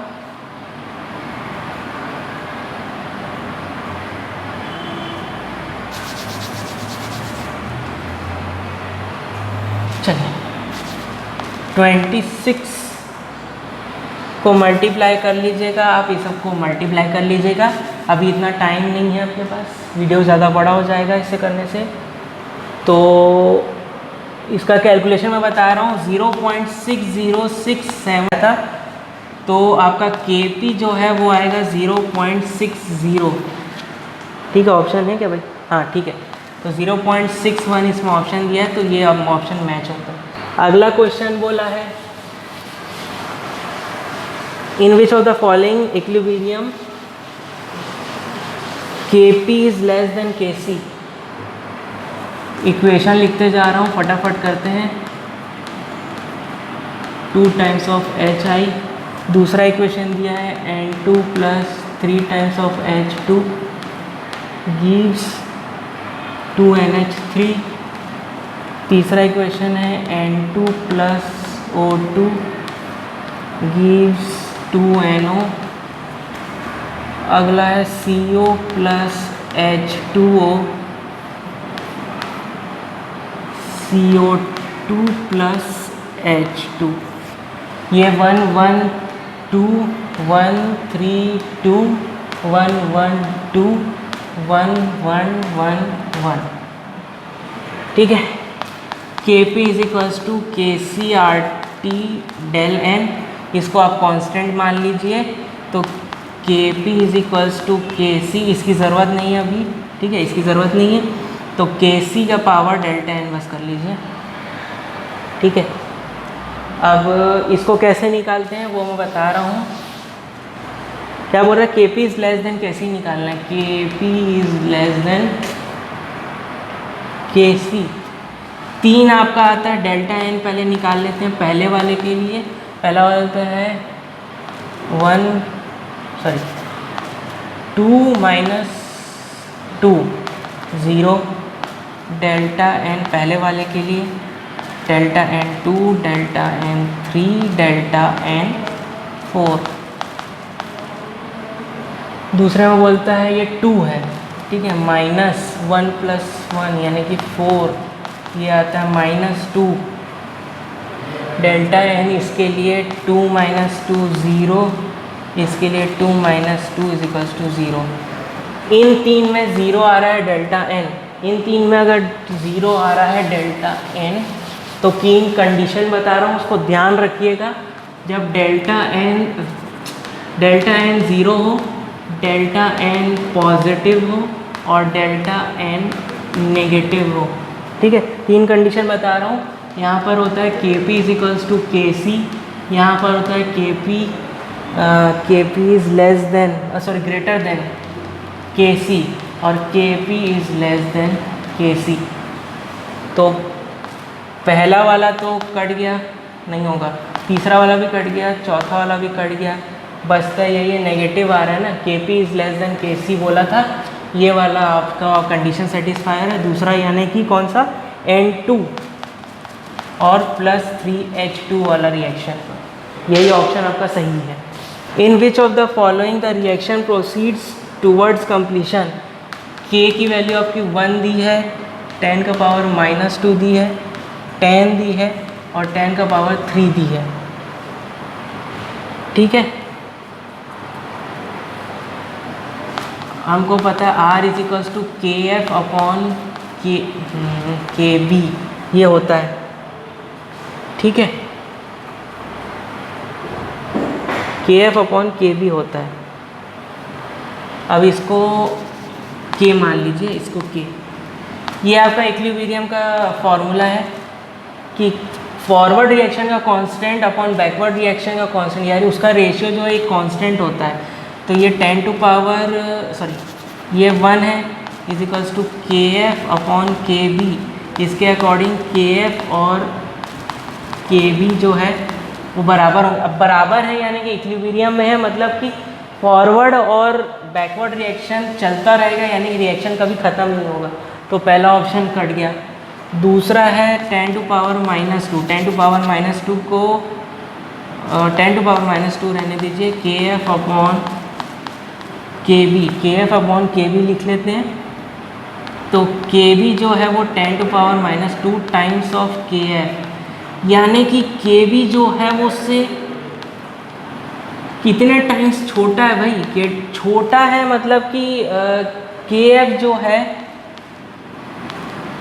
KF अगर मान लीजिए 1000 है तो KB जो क्या हो जाएगा भाई, इतने टाइम्स उससे वो छोटा हो रहा है, इतने टाइम्स छोटा हो रहा है, मतलब कि प्रोडक्ट जो है वो एकदम कम बनेगा। मतलब अगर दो आप मान लीजिए 2A ले रहे हैं और उसका प्रोडक्ट बना रहे हैं, तो ये 2 तो कभी ख़त्म ही नहीं होगा, यानी कि ये भी कट गया, ठीक है। इसमें लेते हैं 10 KF/KB, यानी KB जो है वो 10 टाइम्स है KF के, KF जो है वो 10 टाइम्स है किसके, KB के, यानी KF जो है वो थोड़ा ही बड़ा है KB से, यानी ये प्रोसीड होगा कंप्लीशन की तरफ, लेकिन कंप्लीट नहीं होगा, ठीक है। पूरे प्रोडक्ट रिएक्टेंट जो है वो प्रोडक्ट नहीं बन पाएंगे। अब पूरे प्रोडक्ट रिएक्टेंट प्रोडक्ट नहीं बन पाएंगे, इसका मतलब प्रोसीड नहीं होगा। 10⁻³ ऑफ KB = KF, यानी कि KF बहुत बड़ा है भाई KB से। ये कंडीशन होती है एक रिएक्शन की कंप्लीट होने की, ये आपकी कंडीशन बननी चाहिए, बहुत बड़ा होना चाहिए, 1000 टाइम्स बड़ा उससे, ठीक है। 1000 टाइम्स बड़ा है, इसका मतलब कि तीसरे वाले कंडीशन में आपका फुलफिल होगा कंप्लीशन का। विच स्टेटमेंट इज ट्रू, पहला बोला ionisation potential of H is, hydrogen के बारे में बात कर रहा है। Hydrogen is same as alkali metal, alkali metals होते हैं आपके बेरिलियम, मैग्नीशियम, यानी वही बेटा मांगे कार स्कूटर वाला, ये आपके एल्कली मेटल्स हैं। तो इनका आयनाइजेशन पोटेंशियल क्या होता है भाई, आयनाइजेशन पोटेंशियल जो है वो माइनस होता है, नीचे तक जाएंगे तो कम होते जाएगा, लेस होते जाता है, लेकिन इसका आयनाइजेशन पोटेंशियल ज़्यादा होता है। ठीक है। Electronegativity is same as halogen, नहीं। इलेक्ट्रोनेगेटिविटी इसकी जो है, इलेक्ट्रोनेगेटिविटी फ्लोरीन सबसे इलेक्ट्रोनेगेटिव एटम है। फिर उसके बाद में आपका कैल्शियम, फ्लोरीन है ना, एफ बस आएगा, फ्लोरीन, ब्रोमीन, आयोडीन और एंटेस्टाइन, ये होता है, ये आपका इलेक्ट्रोनेगेटिविटी का ऑर्डर है। सबसे ज़्यादा इलेक्ट्रोनेगेटिव यही होता है। और ऑक्सीजन भी एक आता है यहाँ पे बीच में, लेकिन ये इलेक्ट्रोनेगेटिव उतना नहीं होता, ठीक है, सेम नहीं होता। Oxidation of state of H is -1। Oxidation state, H का ऑक्सीडेशन स्टेट होता है +1, एक्सेप्ट, ये याद रखना बिल्कुल, एक्सेप्ट मेटल हाइड्राइड्स, यानी LiH बना लो, ठीक है, या CaH बना लो, CaH, ठीक है। तो अभी इसका ऑक्सीडेशन स्टेट जब निकालोगे तो H का ऑक्सीडेशन आता है -1, ठीक है। हाँ,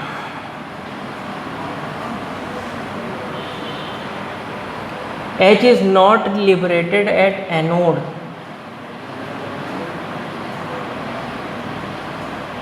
ठीक है, H is not liberated। अब भाई ये H माइनस आएगा तब ही ये एनोड पे जाएगा ना, ठीक है। एनोड पे जब जाएगा जब वो लिबरेट करेगा, किस पर, मेटल हाइड्राइड्स में। तो तीसरा ऑप्शन आपका सही है।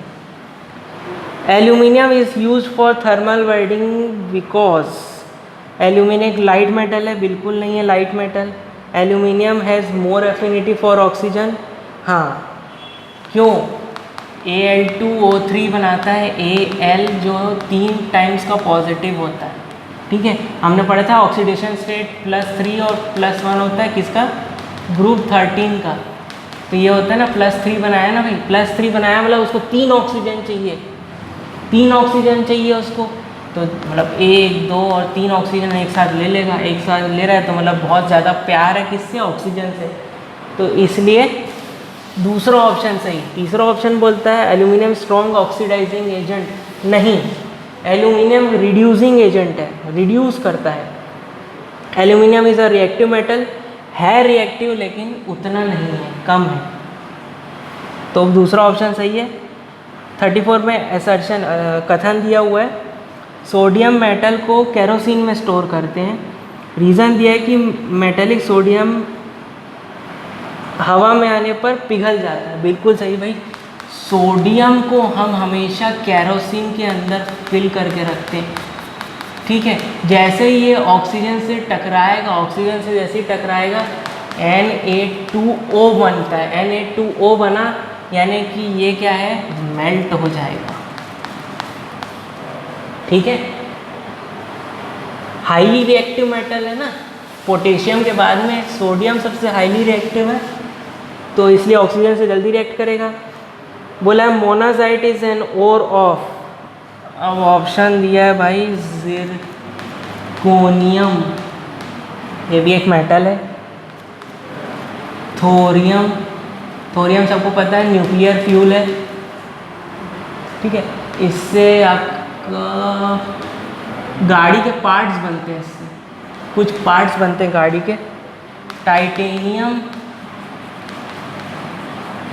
ये दुनिया के हार्डेस्ट मटेरियल में से एक है। और दिया है आयरन, तो इसका तो हमको पता है भाई, इसका तो हमको पता है, मैग्नेटाइट Fe3O4 हमने अभी पढ़ा था, आयरन इसमें आता है, ठीक है। टाइटेनियम का हमने पढ़ा था, किस में मिलता है, FeTiO3 में मिलता है, इसको बोलते हैं इल्मानाइट, इल्मानाइट। और थोरियम, थोरियम का और होता है मोनाजाइट, ठीक है, मोनाजाइट, मोनाजाइट इसका और है। टाइटेनियम का और है आपका इल्मानाइट, FeTiO3, Fe3O4 यानी कि मैग्नेटाइट, इसके हेमेटाइट ये सब भी आता है ना, सिडेराइट, बहुत सारे और हैं आयरन के। जिरकोनियम का एक और होता है आपका जिरसेन या बैडेलेलाइट, ये इसका है। ठीक है, मैच द कॉलम बताना है भाई। मैच द कॉलम तो कोई भी बना लिया होगा। Best conductor of heat and electricity, best conductor of heat and electricity का होता है चांदी होती है भाई, silver. Highest amount of metal is found, earth की क्रस्ट में सबसे ज़्यादा एल्यूमिनियम पाया जाता है, तो एल्यूमिनियम होगा उसका सेकंड का, यानी 1 का 4, 2 का 3। Most flexible and able to increase by banging metal तो सोना होता है, सोने के आपके गहने बनते हैं, सबसे फ्लेक्सिबल मेटल है, किसी भी ढांचे में आप उसको ढाल सकते हैं। तो 3 का हो जाएगा 1। और बोला है मिनिमम हीट कंडक्टिंग, लीड होता है, इसलिए हम क्या बोलते हैं, पेट्रोल क्या आप डलवाते हैं जब पेट्रोल, तो वो अनलीडेड पेट्रोल डलवाते हैं ना। अनलीडेड पेट्रोल इसलिए डलवाया जाता है गाड़ियों में ताकि हीट जनरेट हो, जितनी ज़्यादा हीट जनरेट होगी पेट्रोल बर्न होगा, पेट्रोल बर्न होने के लिए हीट जनरेशन की ज़रूरत है। अगर लीडेड पेट्रोल हमने डलाया तो हीट कम जनरेट होगी, इंजन कम गर्म होगा, पेट्रोल कम होगा, पेट्रोल कम यूज़ होगा तो इंजन जो है वो उस लेवल पे काम नहीं करेगा जिस लेवल पे अनलीडेड में करता है। यानी इसका ऑप्शन आएगा सी। तो देख लीजिएगा भाई ये क्वेश्चन। चेक दिस स्टेटमेंट बोला है brass is an alloy of copper and zinc, बिल्कुल सही होता है।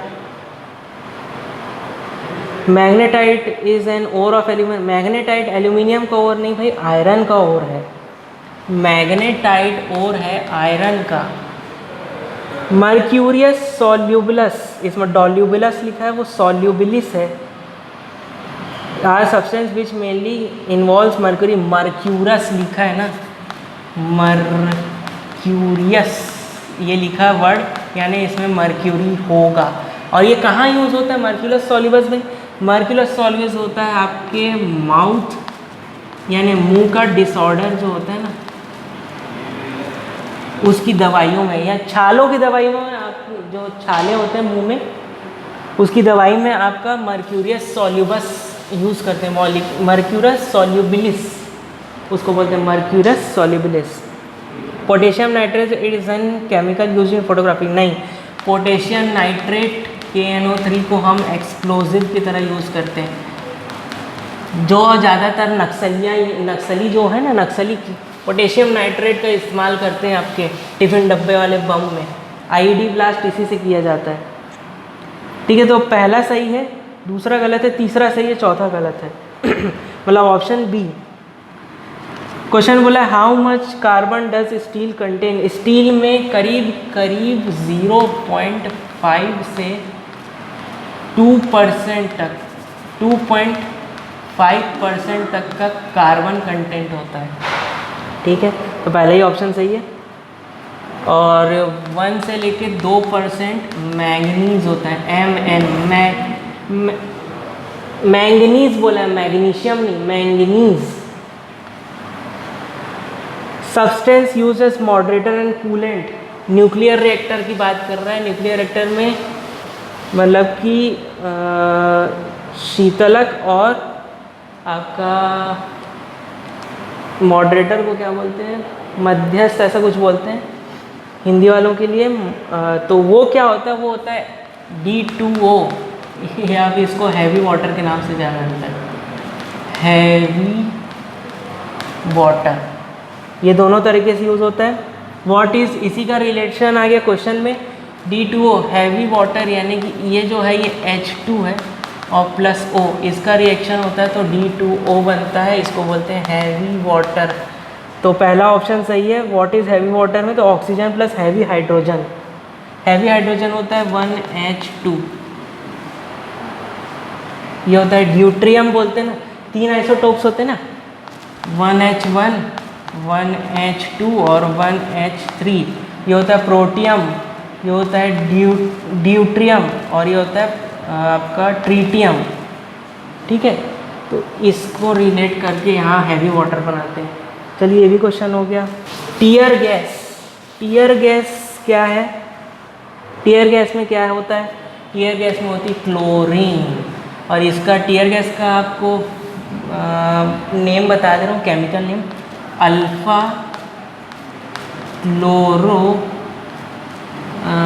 Chloro acetophenone. हाँ, अल्फ़ा क्लोरो एसिटोफिनोन, यानी कि उसमें एसीटोन भी होता है, फिनाइल भी होता है, क्लोरीन भी होता है। तो क्लोरीन एक गैस है, ठीक है। एसीटोन और फिनोन, फिनाइल।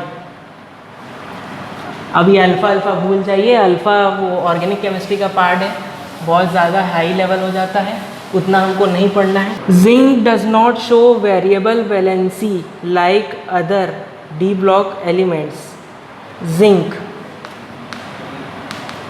जिंक का एटॉमिक नंबर होता है 30। इसका कंसर्न वो लिखते हैं electronic configuration 1s2 2s2 2p6, यानी 6 तो 4 तो 10, ये हो गया 1s2 2s2 2p6। 3s2 फिर भरेगा, 3s2 1s2 2s2 2p6 3s2, उसके बाद में 3d10 और उसके बाद में नहीं है तो 3p आएगा, सॉरी 3p6 और 3d10 और 4s2,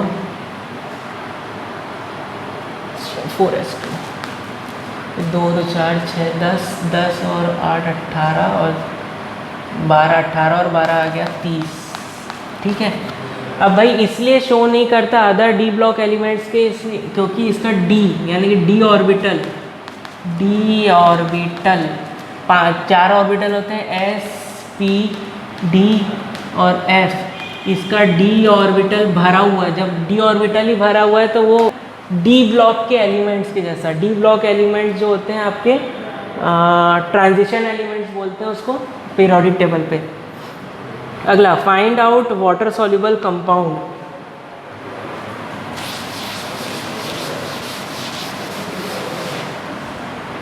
water soluble compound CCl4 दिया है, CS2 दिया है, CHCl3 दिया है, C2H5OH दिया है, ठीक है।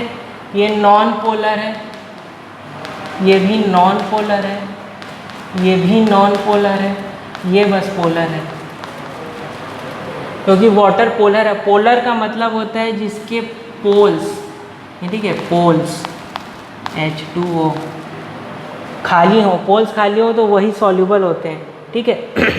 नॉन पोलर में क्या होता है, वंडर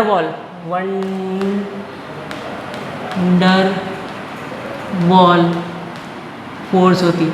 इनके बॉन्ड जो है ना, इनके बॉन्ड में वंडर वॉल फोर्स है। वंडर वॉल फोर्स जो बहुत वीक फोर्स है, ठीक है, तो ये किसी भी उसमें वाटर में सॉल्युबल नहीं होंगे। ये नॉन पोलर होते हैं, नॉन पोलर सॉल्वेंट्स होते हैं, उसमें सॉल्व होंगे।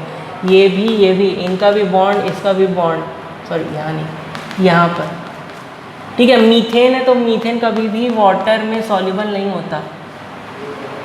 C2H5 ईथेन है, इसको इथेनॉल बोलते हैं, इथेनॉल। ये कार्बन टेट्राक्लोराइड, कार्बन डाइसल्फाइड, ये क्लोरोफॉर्म, ये है इथेनॉल या इथाइल अल्कोहल। इथाइल अल्कोहल आप पानी में मिला सकते हो। इथाइल अल्कोहल को पानी में मिलाओगे तो आपको एक डाइल्यूटेड अल्कोहल मिलेगा। जो हम सैनिटाइजर में यूज़ करते हैं ना, वो इसको यूज़ करते हैं, C2H5OH, इसको भी यूज़ करते हैं, आइसोप्रोपाइल को भी यूज़ करते हैं, ठीक है। फ्लेवर डालने के लिए इथेनॉल यूज़ किया जाता है सैनिटाइजर में। If rate and rate constant have same unit then order of reaction. भाई रेट और रेट कांस्टेंट यानी कि स्पेसिफिक रेट की बात कर रहा है, तो स्पेसिफिक रेट किस में आया था, ज़ीरो ऑर्डर रिएक्शन में आया था, तो ज़ीरो ऑर्डर रिएक्शन इसका आंसर होगा। In photochemical reaction temperature has same effect on thermal reactions, temperature has opposite reaction, temperature has no effect, temperature may have little effect, ठीक है। फोटोकेमिकल रिएक्शन, फोटोकेमिकल रिएक्शन में मतलब कि light पड़ती है। मान लीजिए ये प्लांट का क्लोरोफिल है, क्लोरोफिल यानी हरित भाग है, उसमें फोटोसिंथेसिस होता है ना, फोटोसिंथेसिस, उसमें लाइट पड़ती है, मान लो HV की लाइट पड़ रही है, HV लाइट। ये लाइट पड़ी जब यहाँ पर, तो इसमें होता है C6H12O6, इस पे लाइट पड़ती है ग्लूकोज के मॉलिक्यूल पे, तो ये टूट जाता है। टूट जाता है मतलब क्यों टूटेगा? क्योंकि यहाँ पर होगा हीट होगा। तो पहला ये है ना कि टेम्परेचर है same effect on thermal reaction, मतलब कि फोटोकेमिकल रिएक्शन में टेम्परेचर का वही रिएक्शन होता है जो थर्मल रिएक्शन। थर्मल रिएक्शन कौन से होते हैं? एक्सो और एंडो थर्मिक। ठीक है, ये हो गया। चलिए आगे 2-3 क्वेश्चन बचे, जल्दी से कर लेते हैं। pH of water at 25 degree Celsius. pH of water जो है वो 25 डिग्री सेल्सियस पे 7 होता है। आप उसको 50 डिग्री तक उबालेंगे तो भी वो 7 ही रहेगा, लेकिन जहाँ आप 63 डिग्री सेल्सियस को क्रॉस किए वो लेस देन 7 हो जाएगा। ठीक है, क्यों होगा? क्योंकि Kw यानी कि ionic product of water, ionic product of water पे डिपेंड करता है कौन? pH। ठीक है, आप बुक में दिया है, बुक में एक बार पढ़ सकते हैं। तो pH इसमें रिमेन कांस्टेंट होगा। ठीक, what will be pH of 10⁻⁸ MHCl। तो pH का फॉर्मूला होता है pH is equals to 10 log base 10 और H प्लस आयन का कंसंट्रेशन, तो -log base 10⁻⁸।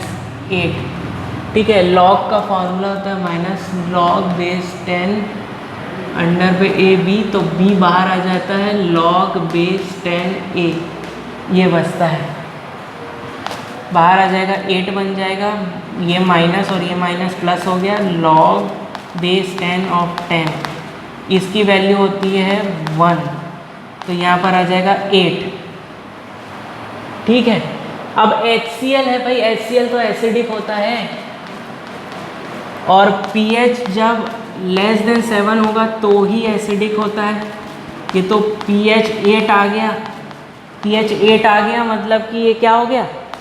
बेस। ये तो अनर्थ हो गया कि आप HCl बोल रहे हो और आपका pH आ रहा है बेस का, तो ऐसा तो हो ही नहीं सकता। तो हम इसको दूसरे तरीके से निकालते हैं भाई, दूसरे तरीके से। ठीक है, इसको हम कैसे निकालते हैं? अब इसमें आपको Kw की ज़रूरत पड़ेगी। Kw यानी कि आपका आयोनिक प्रोडक्ट, pH आप इसमें कंसिडर करोगे वाटर के pH को भी, क्योंकि 10⁻⁸ MHCl बोला है, ये बहुत ज़्यादा कंसनट्रेटेड सॉल्यूशन है, मतलब डाइल्यूटेड सॉल्यूशन है, बहुत पतला घोल है, मतलब कि 10⁻⁸ यानी कि उसमें पानी इतना ज़्यादा है और HCl की मात्रा बहुत कम है, बहुत डाइल्यूटेड सॉल्यूशन है। तो पानी का pH आपको कंसीडर करना पड़ेगा। पानी का pH कितना होता है? 7 होता है। तो अब इसमें लेते हैं -log base 10 अंडर ब्रैकेट डाले आपने 10⁻⁷ सॉरी प्लस में। ठीक है, अब इसको प्लस कर लिए हैं, तो इसको निकालते हैं अपन -log base 10, यहाँ से कॉमन आउट कर लेते हैं 10⁻⁸, यहाँ बचेगा इधर पे 1 और ये जाएगा 10। ठीक है, हाँ ठीक है, -log base 10। ठीक है, अब इसको आप कर लिए 10⁻⁸ into 11 log m minus log base 10 m into n का फॉर्मूला लगाएंगे। ठीक है। तो यहाँ पर होता है log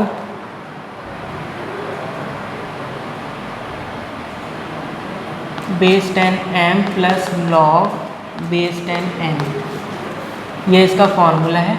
ये फार्मूला हम यहाँ लगाते हैं तो माइनस log बेस 10 × 10⁻⁸ एक bracket plus minus log base 10 11। अब log बेस 10 11 आ गया तो इसकी वैल्यू आपको निकालनी है। ये क्या हो जाएगा 8 हो जाएगा प्लस, ठीक है, यहाँ पर माइनस, इसकी वैल्यू कितनी होती है भाई, वैल्यू कहाँ लिखी मैंने, चलिए 1.02 ऐसा कुछ होता है, 1.02 आप करना है इसको। तो 1.02 आपको माइनस करना है तो ये 6.98 समथिंग कुछ आता है, 6.98, ठीक है। 1.02 होता है, ठीक ठीक। 1.02 जो होता है वो log 11 की वैल्यू है 1.02, इसको प्लस माइनस करिए 6.98 आएगा। pH क्या हो गया, <7 हो गया, मतलब सॉल्यूशन एसिडिक है, नियरली एसिडिक है। How much sodium hydroxide should be dissolve to prepare a solution of pH, दिया है मेरे पास 12, ठीक है। मेरे पास एक फार्मूला होता है pH दिया है, अब मेरे को बोल रहे हैं सोडियम हाइड्रोक्साइड निकालना, ये क्या है बेस है ना, तो बेस का pH निकालने के लिए प्लस POH, आपको एक फार्मूला होता है 14, ठीक है। ये फार्मूला याद रखिए, एकदम इम्पॉर्टेंट फार्मूला है, कभी काम आएगा। pH है 12, POH कैलकुलेट कर लीजिए, POH आपका आता है कितना 2, ठीक है। यानी OH आयन की कंसंट्रेशन कितनी है 10⁻⁻2 N, यानी कि 0.01 N। N क्या है, नॉर्मेलिटी है ना, नॉर्मेलिटी है, ठीक है। नॉर्मेलिटी पे अगर आप आएंगे तो नॉर्मेलिटी के हिसाब से आपको इसका क्या निकालना था, हाउ मच सोडियम हाइड्रोक्साइड, मतलब NaOH, NaOH कितने ग्राम जो है वो पानी में हमने घोला, कितने ग्राम पानी में घोला, तो उसके लिए एक फॉर्मूला होता है strength into equivalent weight, gram equivalent बोलते हैं इसको, ठीक है। Gram equivalent is equals to strength into equivalent weight. Strength किसी में भी हो सकती है, नॉर्मेलिटी भी और मोलैरिटी भी। अभी हमारे पास क्या है, नॉर्मेलिटी में है, तो 0.01 N into equivalent weight NaOH का, इसको मिटा दे रहा हूँ मैं, इसको हटा दे रहा हूँ, इक्विवेलेंट वेट NaOH का होता है 40 ग्राम। कैसे निकालोगे, इसका होता है 23 एटॉमिक वेट प्लस ऑक्सीजन का होता है 16 प्लस इसका होता है 1, ठीक है। तो ये हो गया 24, 16, 40, ठीक है, इंटू 40 किए तो ये आता है 0.04 ग्राम। इतना आप NaOH पानी में डालोगे, ठीक है, पानी में डालोगे। अगला क्वेश्चन है the non metal which is liquid at room temperature. Non metal सिर्फ एक ही है जो रूम टेम्परेचर पर रहता है, होता है ब्रोमीन। ब्रोमीन किसका पार्ट है, वो एक हैलोजन है।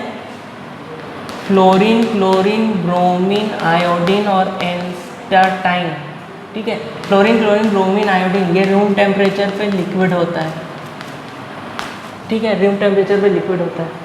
आगे देखते हैं, लास्ट क्वेश्चन है which of the following ore is concentrated by chemical leaching method.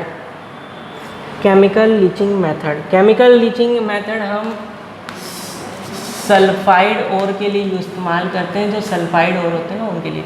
Sulphide इसमें कौन सा है, लास्ट वाला देख लिए, अर्जेंटाइट Ag2S, सिल्वर का ओर है वो, ठीक है,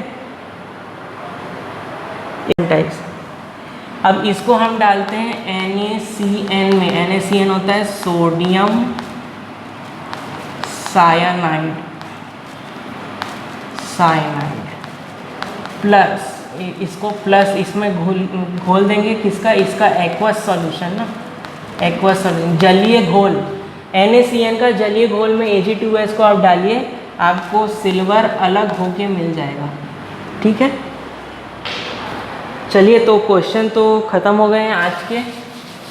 ये पहले पेपर का एक्सप्लेनेशन था, तो पहला पेपर मैंने 50 के 50 क्वेश्चन आपको एक्सप्लेन कर दिए हैं। इनमें कुछ डाउट होगा तो ये वीडियो आपका यूट्यूब पे जाएगा, आपको सबको लिंक भेज दिया जाएगा।